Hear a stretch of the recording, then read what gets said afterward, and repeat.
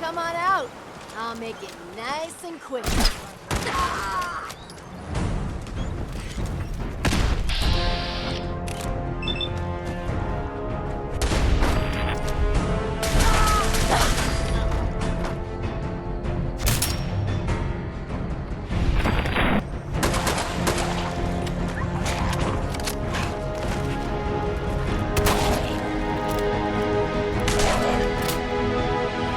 Hello dear viewer and welcome to Fallout 4, the game that came out in 2015, and I still can't decide if I love it or hate it. For this video though, it's love, for sure, as we are presenting a build I have wanted to make since the olden days of Fallout 3 even, but I think Fallout 4 is the better entry for this sort of character idea. He is a full survivalist and a hunter hellbent on surviving on his own with Dogmeat as his hunting partner and only real companion. He also likes Oldfellow, in fact Longfellow is sort of his mentor, but they don't travel together because it's just not the style. And it would also mean negating the Lone Wanderer perk, which is just so amazing. It's one of the main reasons this guy doesn't need to worry too much about armor. And for whatever reason, Dogmeat doesn't count for the purposes of Lone Wanderer perk. So you can have all the benefits of the Attack Dog perk and all of the Lone Wanderer, which is a very powerful combo. So I was very relaxed with all the other perk choices, going mainly for things I thought suited the concept well, regardless of their effective power. So for example, he can also make bleeding bird traps, which sort of suck, but at least they deal bleeding damage. Eventually your dog will also cause bleeding damage and you will have a wounding shotgun. This damage always stacks with itself and nothing is resistant to it, so there are some instances when even the pathetic bird trap can prove somewhat useful, especially if you have copious amounts of those. There is even the Animal Friend and Wasteland Whisperer perks to befriend animals and monsters of the wasteland. Again, not the most powerful thing in the world, but I immediately stopped complaining about it once I recruited my first Yao guy. But I am getting way ahead of myself. Let's talk mods first. If you don't like them, I have good news. This build will absolutely work in vanilla. The mods allowed me to wear some armor pieces with Longfellow's hunter's coat, but with the damage reduction granted by the Lone Wanderer and late game by Attack Dog,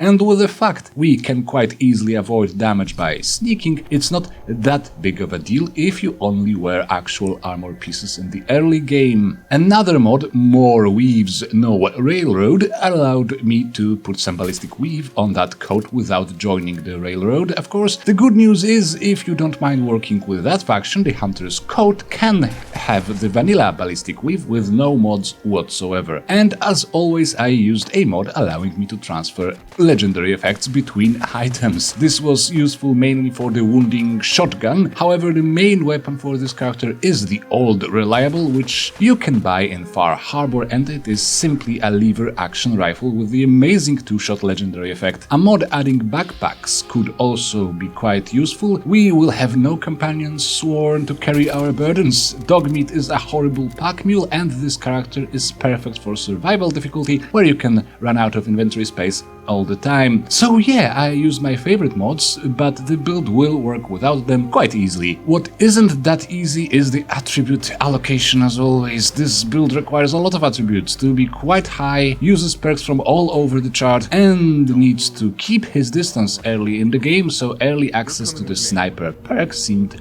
like a good idea. So this is the starter spread I went for after a long, painful deliberation. This perk spread should allow for fast and easy access to most of our key perks. You should consider sacrificing endurance for more perception or 1 point in intelligence, as we don't really need endurance perks.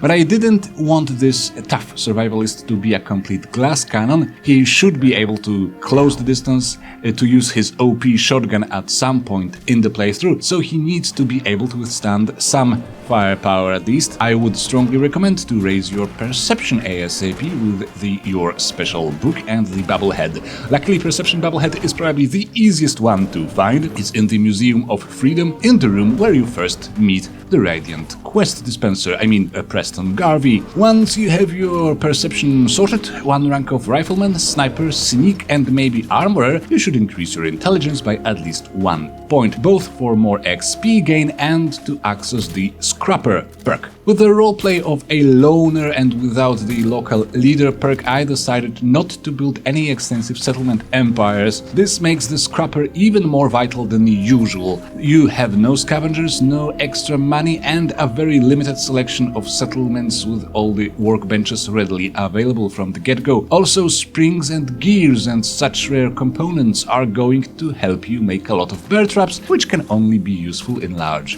amounts. Well, large, they are quite heavy to have like 20 of them, but 5, 6, 7, 8 maybe. After that's done, strength can get a few points of training, so the strong back can be unlocked. I did it after level 20, and if you don't play on survival, you can probably just ignore it. Lastly, agility got 2 points of training for the sneak efficiency and action points, and 1 point was invested in increasing luck so that I can start unlocking Scrounger. But let's look at the perks one by one. Other than the 2 increases to the attribute itself, from the strength line you will need 2 ranks of armor, 2 of blacksmith, so that you can craft bleeding bear traps, and 2 of strong back. Strong back can be ignored as mentioned if you don't play on survival, in which case you can also leave strength at its starting value. Bear traps suit the idea quite well, but for the sake of pure efficiency, just 1 rank of demolition expert lets you craft bottle cap mines, which are far superior choice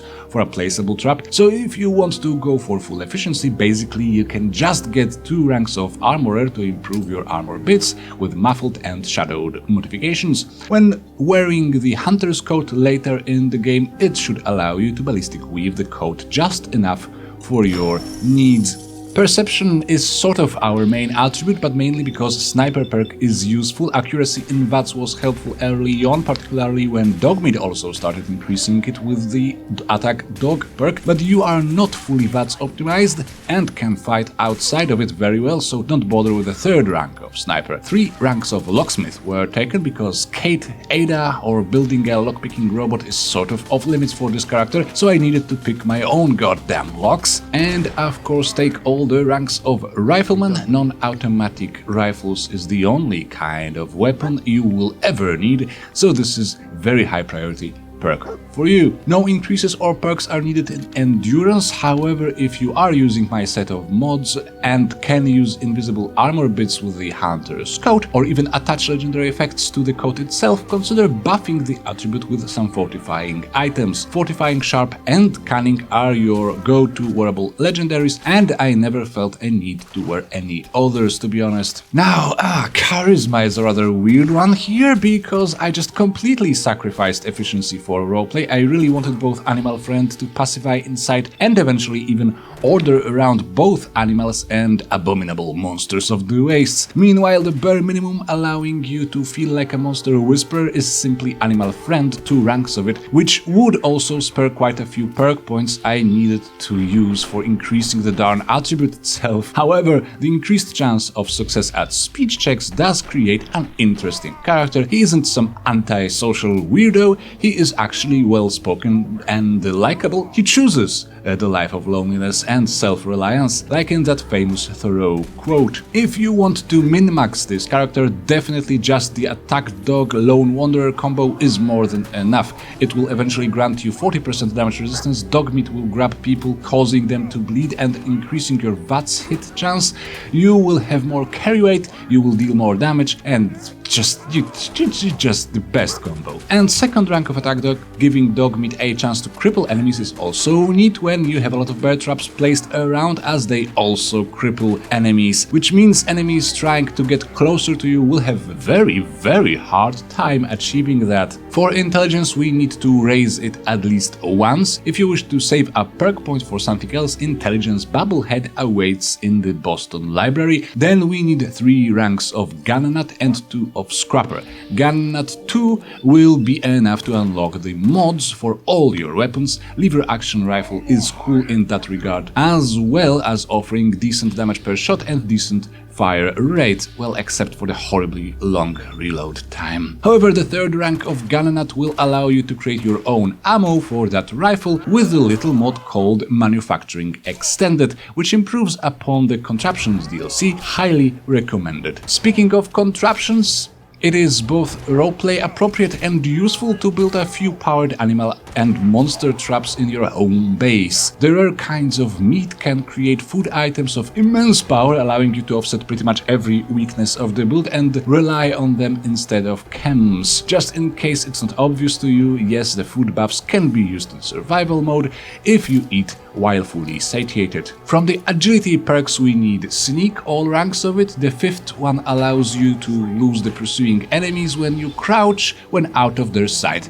This is not very useful to perfectly sneaky characters, but we are a bit of a jack of all trades, unlikely to ever reach the peak possible stealthiness, so this last rank of sneak is quite welcome for this playthrough. Since agility itself affects action points and the ability to hide, at least 2 points should be invested in the attribute itself. The bubblehead for this one is in the wreck of the Northern Star with the funny Norwegian raiders. I highly recommend getting it when you are in the general area. And in luck we want to increase it once and then get some ranks of Scrounger. The ammo for lever action rifles is rare. It pretty much doesn't exist outside of Far Harbor Island, so this perk can help immensely. And so the build can be complete at level 54, but you can quite easily ignore most of my charisma investment, in which case you can complete at level 44. Yep, 10 levels just to charm some Mirelurks. I'm beginning to think I'm no good at this. It's not a very efficient build. Anyway, you've been warned.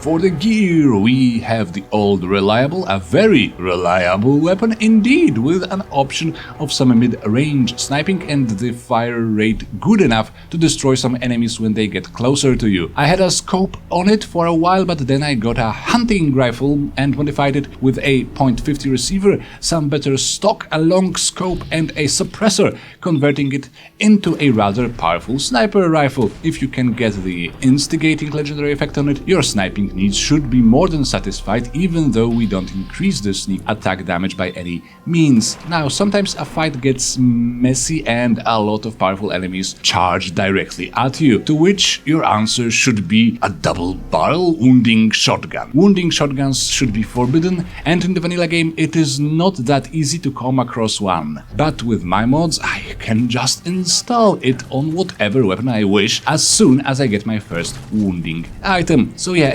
it is OP, not gonna lie. Of course, you can also put it on combat shotguns, but that would be a little bit counterproductive to the whole build guide thing. I mean, that would be a rather short video. Get the wounding effect, get a combat shotgun, place wounding on combat shotgun, you win. At the end, everything dies. A Nika-per weapon with good rate of fire is also nice to have whenever something big and scary like a deathclaw rushes at you. You can just immobilize it by breaking its legs with Nika-per and then switch to your wounding shotgun. Shoot twice and wait and just watch it bleed to its death. Before you leave your base, do remember about your bottle cap mines and bear traps, but also about berry mentats. It's pretty much the only chem this guy needs. It makes you super intelligent and lets you see enemies through walls, allowing you to avoid anyone you need avoiding, prepare your mine field and generally plan your actions properly. And that's all she wrote. The character is not a perfect stealth killer, nor is he the best tank, but he is just good enough at both, and the fabled Lone Wanderer attack dog combo makes him surprisingly tough and effective despite the scattered special distribution and perks. All in all, he is capable of surviving everything and self-reliant as he should be. It is a perfect build to explore the hell out of Far Harbor, and I just wish I could play this character more than what the testing required. Hope you will have fun with it. Like, share, subscribe, comment, consider supporting me on Subscribestar, and we will see each other again. Bye bye.